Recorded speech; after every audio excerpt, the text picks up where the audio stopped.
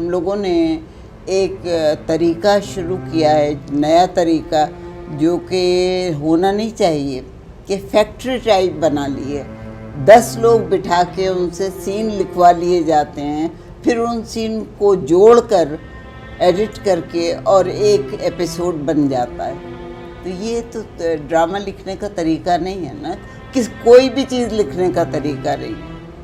तो हर कोई चूँकि पैसे बनाना चाहता है, द मेन रीज़न ये है कि लोग पैसे बनाना चाहते हैं। लोग जो हैं वो बेइंतहा दौलत के हवस में आ गए हैं, तो वो बड़े बड़े बंगले, गाड़ियाँ और प्रोडक्शन हाउस बना के और वो ये काम कर रहे हैं। तो और सबसे बड़ी बुरी बात इसमें यह है कि जो 10 बच्चे काम कर रहे हैं, एक एक सीन, 2-2 सीन लिख रहे हैं, उनके नाम भी कहीं नहीं जाते हैं और वो इस उम्मीद में बैठे हैं कि कभी तो उनका नाम भी आएगा।